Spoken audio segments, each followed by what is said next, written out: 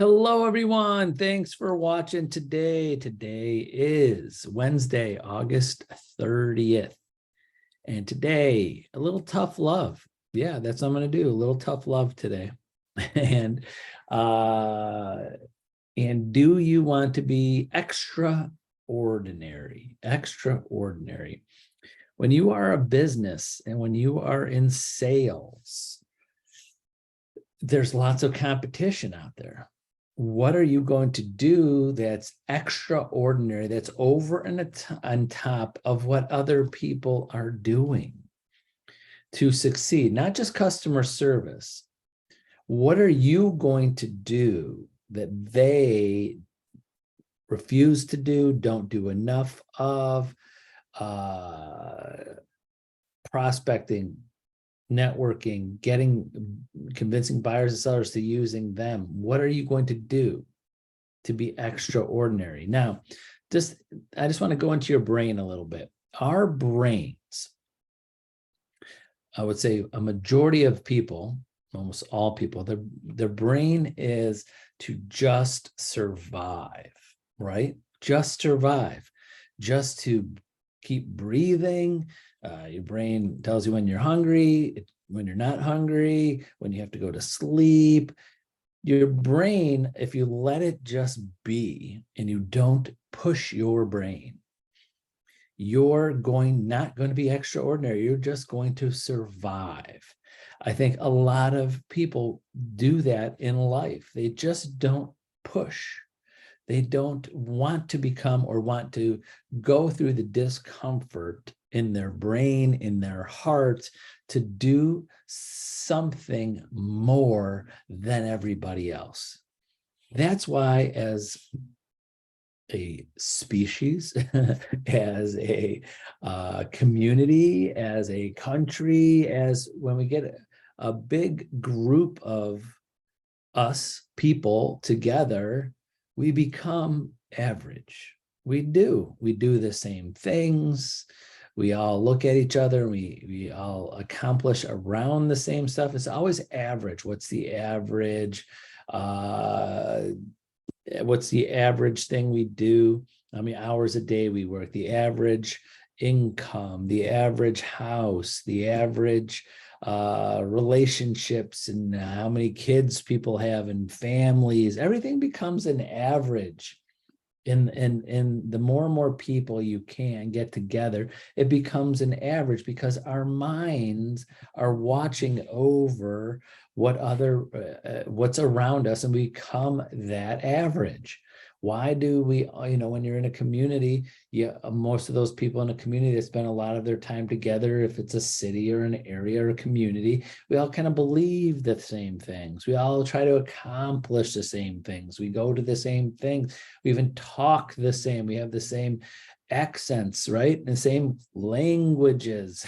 We just become, the more the people we become around, the more people we hang around with and we spend the most time with, we become those people, right?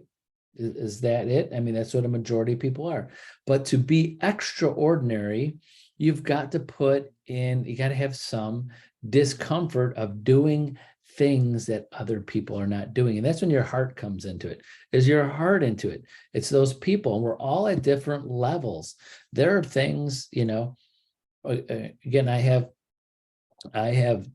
two sons, that one just graduated from college, one that's about to graduate from college.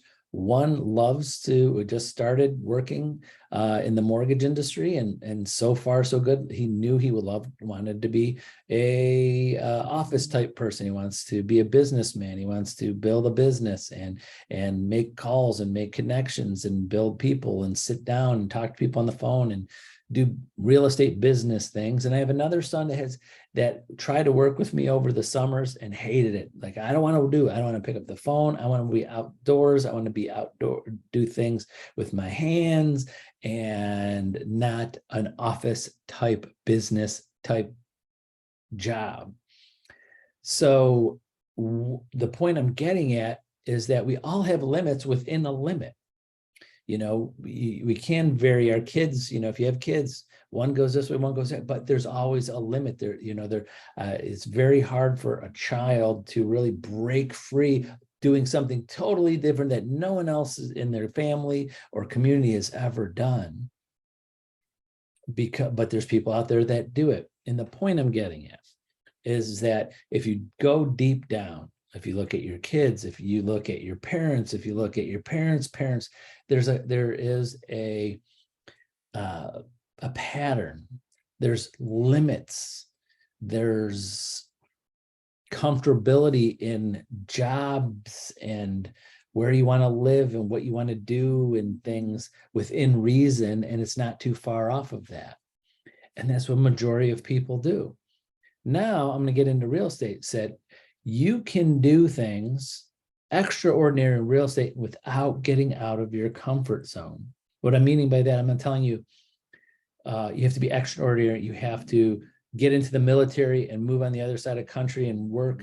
I have such respect for people in the military. I couldn't do it. I don't have that extraordinary personality or that level to put my commitment in to doing that. Love my country, love all of that, but I couldn't move away from my family and couldn't move away from my friends and move on the other side of the country and be told what to do. I can't do any of that. Those people, that's extraordinary, that their levels. But if you talk to a lot of people that are in the military, they probably have friends, family, people that have been in the military, and they have that comfort zone. I have no one in my direct family that was in the military. So at least close to me. So I never had that comfort zone. So I could not, that's a level for me. So to try to put that into clear terms is that in real estate, I'm not telling you have to join the army. I'm not saying you have to be try to be a physicist or a chemist or someone that's going to entrepreneur, engineer or inventor or someone that you don't have to reinvent the wheel. You don't have to do something that no one else has done in the world. You don't have to come up with a new concept of, to be extraordinary. I got to do something that no one else has done ever. There's those people like that. We see those, business, those billionaires, those Jeff Bezos and the Bill Gates and the Warren Buffetts and Elon Musk's and all the people that build these huge companies on, Steve Jobs and the people that built something that no one else has built before. Not asking you to do that. So I'm reining in. You could be extraordinary in real estate and do something from the comfort of your home right now, talking to the same people that you love to talk to and stay in your community and be successful. That's something that millions, I'll say like hundreds of thousands of realtors have done for decades. So there's 1.6 million active realtors now. Let's just say 10%, the top 10%, 160,000 of them are doing extraordinarily a lot of money. And I bet the top 5% are millionaires in real estate. Maybe, let's just say that 5% are in that category where they're making many hundreds of thousands of dollars a year or more, in the millions, in selling real estate. But the point I'm getting at is that you can be extraordinary. You could push your limits and not have to do something that no one else has done before. You have a blueprint for this. Agents are doing it. All you have to know is, can I do this? Any agent out there, if you're watching this, they're brand new, you've been in the business, can you do it? Yes. I don't even know who you are. I don't know what your age is. I don't know how much time you have in the day. I don't know if you have some type of disability that keep you from networking and talking to people, but you can do it because other people have done it. They don't have to leave their house. They don't even have to leave their community. They don't have to give up their other jobs. They don't have to give up their families.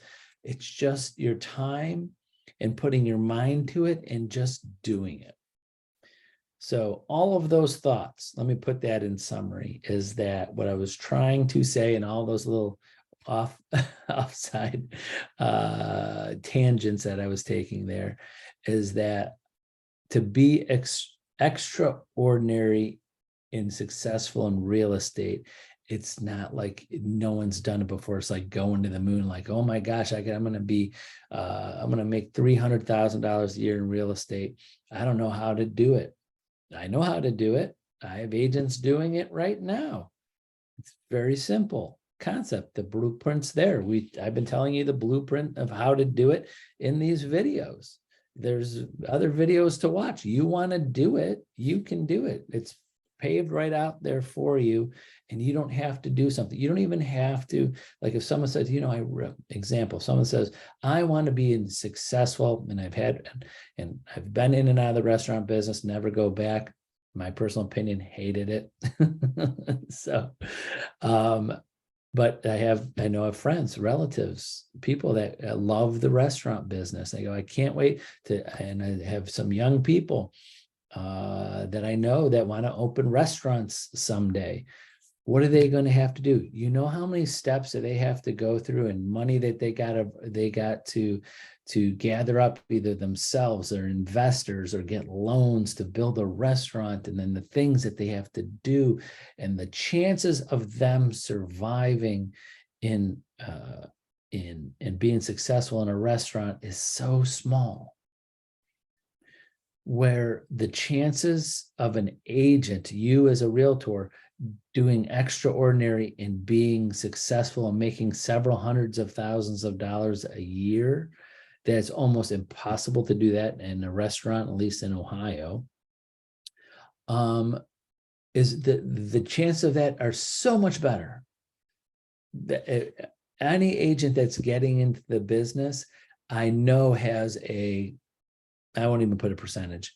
They have I'll say 95% chance they can do it, unless they can do it, they just don't. It's just themselves.